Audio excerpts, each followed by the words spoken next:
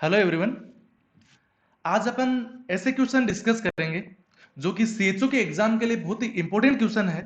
दोस्तों, ये सभी क्वेश्चंस है वो किसी न किसी सीएचओ के एग्जाम के अंदर प्रीवियसली एग्जामों में कहीं ना कहीं आए हुए क्वेश्चन है। तो बहुत ही इंपॉर्टेंट क्वेश्चन है जिनको अपन वन बाय वन डिस्कस करेंगे। और ये सभी क्वेश्चन जो भी रिसेंटली एमपी सीएचओ और हरियाणा सीएचओ की जो एग्जाम होने वाली है उनके लिए बहुत ही इंपॉर्टेंट रहने वाले क्वेश्चन है। ओके, तो क्वेश्चन अपन डिस्कस करते हैं जिसके अंदर अपना पहला क्वेश्चन यहां पे आपके पास स्क्रीन पे है। In hospital waste management plastic bag of which colour is not used. Hospital waste management BMW BMW यानी बायोमेडिकल वेस्ट के अंदर ऐसा कौन सा प्लास्टिक बैग है जो कि इंक्लूड नहीं होता है। तो इसके अंदर चार प्रकार के बैग इंक्लूड रहते हैं। नंबर वन, रेड कलर जिसके अंदर प्लास्टिक मटेरियल जाता है। इसके अलावा येलो कलर होता है जिसके अंदर इंफेक्टेड मटेरियल जाता है। इसके अलावा ब्लू कलर होता है जिसके अंदर अपन जो भी ग्लास वगैरह होता है या फिर जो नीडल वगैरह होती है या फिर अपन बोल सकते हैं ये सारा जो चीजें रहती है वो इसके अंदर जाती है। एक होता है व्हाइट, एक होता है व्हाइट। ये व्हाइट और ब्लू है, ये एक तरह से कार्डबोर्ड होते हैं और ये दोनों के दोनों होते हैं बैग होते हैं। तो अपन यहां पे बात करें तो नंबर ए बोल रहा है कि ग्रीन कलर, नंबर बी बोल रहा है येलो कलर, नंबर सी बोल रहा है ब्लू कलर, ऑप्शन डी बोल रहा है रेड कलर। तो कौन सा नहीं होता है? तो ग्रीन कलर इसके अंदर नहीं होता है। इसके अलावा येलो होता है, ब्लू होता है, रेड होता है और इसके साथ एक और यहां पे क्या होता है? व्हाइट होता है। क्लियर है? तो यहां पे राइट आंसर आपका क्या निकल के आएगा? ऑप्शन ए निकल के आएगा, यानी green colour hospital waste management के अंदर अवेलेबल नहीं होता है। नेक्स्ट क्वेश्चन पे डिस्कस करते हैं। Question number 2, following is oral vaccine. यहां पे ऑप्शन के अंदर कुछ वैक्सीन के नाम दिए गए हैं। इनमें से पूछा गया है कि कौन सी वैक्सीन ओरल वैक्सीन है। ऑप्शन ए बोल रहा है हेपेटाइटिस ए, ऑप्शन बी बोल रहा है हेपेटाइटिस बी, ऑप्शन सी बोल रहा है साल्क वैक्सीन, ऑप्शन डी बोल रहा है सेबिन वैक्सीन। तो यहां पे अपन बात करेंगे ऑप्शन सी और डी है, ये क्या है? पोलियो वैक्सीन है। क्या है? ये दोनों के दोनों पोलियो वैक्सीन है। बट जो साल्क वैक्सीन है ये आईएम रूट के द्वारा लगाई जाती है और जो सेबिन वैक्सीन है ये ओरल रूट के द्वारा लगाई जाती है। इसीलिए जो आईएम रूट के द्वारा लगाई जाती है इसको अपन आईपीवी भी बोलते हैं, आईपीवी भी बोलते हैं। और जो ओरल रूट के द्वारा दी जाती है इसको अपन ओपीवी बोलते हैं, यानी ओरल पोलियो वैक्सीन। इसके अलावा ऑप्शन ए में है हेपेटाइटिस ए वैक्सीन। जो हेपेटाइटिस ए वैक्सीन है ये भी आईएम रूट के द्वारा दी जाती है। हेपेटाइटिस बी वैक्सीन है ये भी आईएम रूट के द्वारा दी जाती है। क्लियर है यहां पे? तो यहां पे देखिए राइट आंसर क्या निकल के आता है। इसमें क्वेश्चन में पूछा गया है कौन सी वैक्सीन ओरल वैक्सीन है, तो बिल्कुल सिंपल आंसर है यहां पे ऑप्शन डी। ऑप्शन डी यहां पे राइट आंसर निकल के आता है कि जो सेबिन वैक्सीन है ये ओरल रूट के द्वारा दी जाती है, इसको अपन ओपीवी बोलते हैं। क्लियर है? नेक्स्ट क्वेश्चन पे अपन मूव होते हैं। Question number 3, HIV virus belong to which of the following group. ऐसा कौन सा ग्रुप है जिसके अंदर एचआईवी वायरस को अपन कंसीडर करते हैं या फिर उस कैटेगरी का वायरस होता है। Option A flavivirus, option B retrovirus, option C rhabdovirus, option D hepadnavirus. दोस्तों, फ्लेवी वायरस का मतलब होता है जो जितने भी वायरस है वो सभी के सभी फ्लेवी वायरस की कैटेगरी में ही आते हैं। जो रेट्रो वायरस है ये कौन सा होता है? आरएनए डीएनए वायरस है।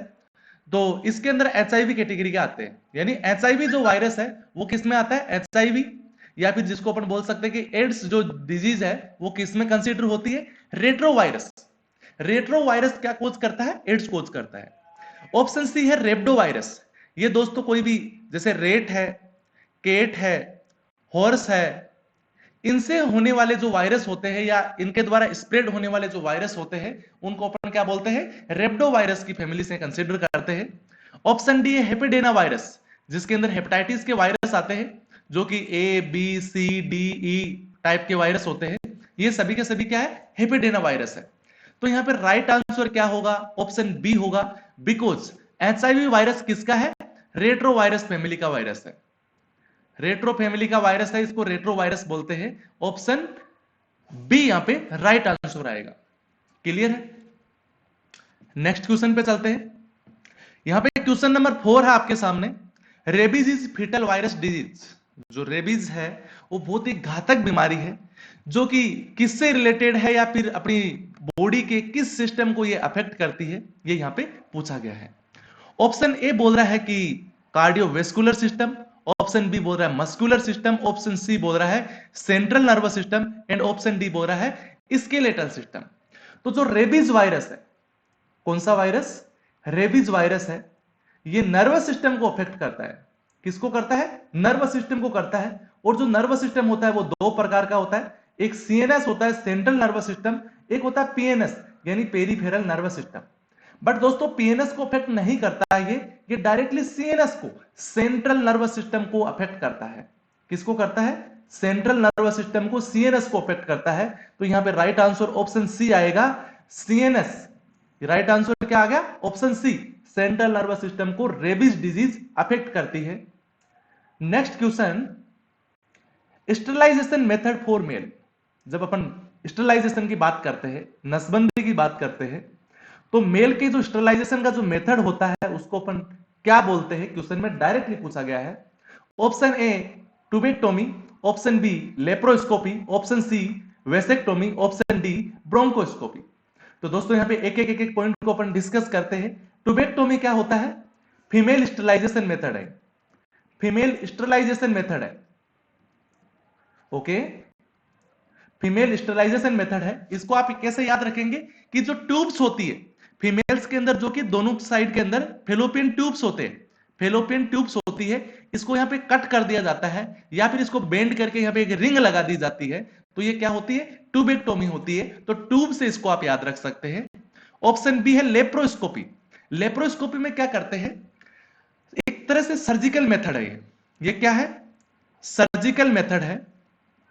ये एक तरह से सर्जिकल मेथड है जिसके अंदर सर्जरी के द्वारा या फिर सर्जिकल प्रोसीजर के द्वारा एब्डोमेन के अंदर एक फाइब्रोस्कोप या फिर फाइब्रोस्कोप बोल सकते हैं, या फाइब्रो ऑप्टिक एक कैमरा होता है, एक इंस्ट्रूमेंट होता है जो कि एब्डोमेन कैविटी में इंसर्ट करा के जो एब्डोमेन कैविटी के जो ऑर्गन्स होते हैं उनको विजुअलाइज किया जाता है।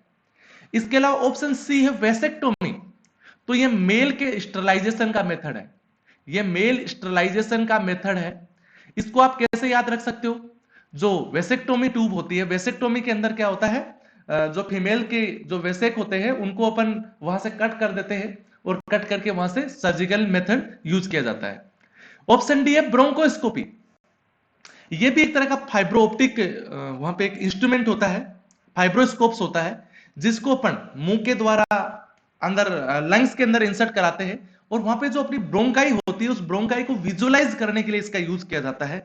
वहां ब्रोंकाई को विजुअलाइज किया जाता है कैमरा इंस्ट्रूमेंट के द्वारा, तो इसको अपन ब्रोंकोस्कोपी बोलते हैं। स्कोपी मींस देखना। तो यहां पे क्लियर अपना आंसर क्या आ गया है कि यहां पे वेसेक्टोमी एक मेल के अंदर स्टरलाइजेशन का बेस्ट मेथड है। तो यहां पे राइट आंसर क्या रहेगा? ऑप्शन सी यहां पे राइट आंसर रहेगा। Next question, the most common cause of urinary tract infection, जिसको अपन शॉर्ट में यूटीआई भी बोलते हैं। तो कम्युनिटी के अंदर अपन ऑल ओवर बात करें तो यूटीआई का मोस्ट कॉमन कोज क्या है? एक तरह से बोल सकते हैं कि most common cause of UTI, cause of UTI. तो यहां पे राइट आंसर रहेगा आपका इकोलाई। इकोलाई यहां पे राइट आंसर आता है। जैसे ऑप्शन ए में है इकोलाई, तो यहां पे राइट आंसर ही होगा। Option B Shigella, option C Vibrio cholerae, option D Proteus vulgaris. But यहां पे राइट आंसर क्या होगा? आपका इकोलाई रहेगा। ये बहुत ही रिपीटेटिव क्वेश्चंस है, जैसे नोरसेट की एग्जाम हो या फिर एसआईसी के एग्जाम हो या फिर कोई सीएचओ की एग्जाम हो, ये मोस्ट कॉमनली रिपीट होने वाला क्वेश्चंस है। कम्युनिटी का एक तरह से बोल सकते हैं कि अपन फेवरेट क्वेश्चन है। हर प्रकार के एग्जाम में इस तरह के क्वेश्चंस आपको देखने को मिलते हैं। Next question, government of India launch national health mission NRHM on. Government of India के द्वारा जो एनआरएचएम है, नेशनल हेल्थ मिशन है, वो कब लॉन्च किया गया था? इसकी डेट के बारे में अपने से पूछा गया दोस्तों। तो ये क्वेश्चन भी सीएचओ के एग्जाम का बहुत फेवरेट क्वेश्चन है, बहुत सारी बार रिलीज होता है। तो ऑप्शन ए यहां पे बोल रहा है कि 7 अप्रैल 1970 को, ऑप्शन बी बोल रहा है 14 नवंबर 1953, ऑप्शन सी बोल रहा है 12 अप्रैल 2005 के अंदर, ऑप्शन डी बोल रहा है 1 दिसंबर 1975 के अंदर। तो दोस्तों 12 अप्रैल 2005 को एनआरएचएम लॉन्च हुआ था। एनआरएचएम लॉन्च हुआ था किसके द्वारा? गवर्नमेंट ऑफ इंडिया के द्वारा। गवर्नमेंट ऑफ इंडिया के द्वारा। तो याद रखने वाला क्वेश्चन है 12 अप्रैल 2005। आप इसको याद रखिएगा क्योंकि ऐसे क्वेश्चंस मल्टीपल टाइम्स रिपीट होते हैं। तो राइट आंसर यहां पे ऑप्शन सी निकल के आता है। अपन नेक्स्ट क्वेश्चन पे मूव होते हैं। बहुत ही फेवरेट क्वेश्चन है। The most common form of malnutrition are following except. यहां पे कुछ ऑप्शंस दिए गए हैं जिनमें से पूछा गया है कि ये जो सभी टाइप्स है वो माल न्यूट्रिशन के टाइप्स है, बट एक्सेप्ट इनमें से एक नहीं है। तो वो कौन सा नहीं है? ऑप्शन ए बोल रहा है बेरी बेरी, ऑप्शन बी बोल रहा है प्रोटीन एनर्जी माल न्यूट्रिशन, ऑप्शन सी बोल रहा है मरीस्मस, ऑप्शन डी बोल रहा है क्वासियोरकोर। तो दोस्तों प्रोटीन एनर्जी माल न्यूट्रिशन ये तो माल न्यूट्रिशन का टाइप ऑलरेडी है और इसके ही दोनों टाइप है मरीस्मस एंड क्वासियोरकोर। तो option B C and D तीनों के तीनों क्या है? माल न्यूट्रिशन है। माल न्यूट्रिशन है और मोस्ट कॉमन टाइप के माल न्यूट्रिशन है ये। ओके, तो ये तो सही होते, बट अपने क्वेश्चन में पूछा गया एक्सेप्ट मींस एक को छोड़ के। तो यहां पे ऑप्शन ए है बेरी बेरी। ये भी विटामिन बी1 की डेफिशिएंसी से होता है। विटामिन बी1 की डेफिशिएंसी से होता है, जो मसल वीकनेस की एक प्रकार की प्रॉब्लम है। तो ये मोस्ट कॉमन टाइप का माल न्यूट्रिशन नहीं है। ये भी माल न्यूट्रिशन है बट मोस्ट कॉमन टाइप का नहीं है। इसीलिए यहां पे राइट आंसर क्या होगा? ऑप्शन ए है। माल न्यूट्रिशन मींस होता है न्यूट्रिशन की डेफिशिएंसी। तो विटामिन बी1 भी ऑफकोर्स यहाँ पे न्यूट्रिशन है, तो वो भी माल न्यूट्रिशन के अंदर ही कंसीडर करते हैं, बट मोस्ट कॉमन टाइप का नहीं है। मोस्ट कॉमन टाइप के प्रोटीन एनर्जी माल न्यूट्रिशन होते हैं जिसके दो टाइप्स होते हैं, मरीस्मस एंड क्वासियोरकोर। ओके, नेक्स्ट क्वेश्चन पे मूव होते हैं। Name of oral polio vaccine. Oral polio vaccine का नाम क्या है? वेरी सिंपल क्वेश्चन, बहुत सिंपल क्वेश्चन है। ऑप्शन ए बोल रहा है बीसीजी, ऑप्शन बी बोल रहा है टेब, ऑप्शन सी बोल रहा है साल्क, ऑप्शन डी बोल रहा है सेबिन। तो दोस्तों जो ओरल पोलियो वैक्सीन है वो क्या होती है? सेबिन होती है, जो कि क्वेश्चन नंबर फर्स्ट में इसी वीडियो के अंदर फर्स्ट क्वेश्चन में भी अपन डिस्कस कर चुके हैं। इसके अलावा जो साल्क वैक्सीन है वो आईपीवी वैक्सीन होती है जो कि आईएम रूट के द्वारा दी जाती है। जो बीसीजी वैक्सीन है ये भी वैसे आईएम रूट के द्वारा लगाई जाती है, इंट्राडर्मल रूट के द्वारा लगाई जाती है। वैसे इंट्राडर्मल रूट के द्वारा लगाई जाती है। टेब कोई प्रकार की वैक्सीन नहीं होती है वैसे। ओके, तो यहां पे जो राइट आंसर है वो ऑप्शन डी निकल के आता है। अपन नेक्स्ट क्वेश्चन पे मूव होते हैं। Painful micturition. दोस्तों आप मिक्चुरेशन से आप क्या समझते हैं? पेनफुल यानी एक दर्द कारक, एंड मिक्चुरेशन का मतलब होता है प्रोसेस ऑफ यूरिनेशन, या फिर बोल सकते हैं कि एक्शन ऑफ यूरिनेशन। जो यूरिनेशन की जो प्रोसेस होती है या फिर यूरिनेशन की जो एक्शन होती है उसी को अपन क्या बोलते हैं? मिक्चुरेशन बोलते हैं। यानी इसकी डेफिनेशन की बात करें तो action of urination, action of urination आप इसको ऐसा बोल सकते हैं, उसको अपन मिक्चुरेशन बोलते हैं। बट यूरिन करने के दौरान यदि पेनफुल होता है या फिर पेन होता है तो उसको पेनफुल मिक्चुरेशन बोलते हैं। उसको एक कॉमन एक सिंगल वर्ड के रूप में क्या बोल सकते हैं? इसका एक टर्मिनोलॉजी वर्ड के बारे में अपने से पूछा गया है। ऑप्शन ए बोल रहा है उसको अपन इन्यूरेसिस बोल सकते हैं, ऑप्शन बी बोल रहा है डिसयूरिया बोल सकते हैं, ऑप्शन सी बोल रहा है रिटेंशन ऑफ यूरिन बोल सकते हैं, ऑप्शन डी बोल रहा है डायरिया बोल सकते हैं। तो दोस्तों इस जो प्रोसेस होती है, यदि एक्शन ऑफ यूरिनेशन है वो पेनफुल होता है तो उस कंडीशन को अपन क्या बोलते हैं? डिसयूरिया बोलते हैं, डिसयूरिया बोलते हैं दोस्तों। इसके अलावा जो इन्यूरेसिस होता है ये होता है यूरिनेशन को कंट्रोल नहीं कर पाना, यूरिनेशन को कंट्रोल नहीं कर पाना, अनकंट्रोल यूरिनेशन, इसको अपन बोलते हैं इन्यूरेसिस।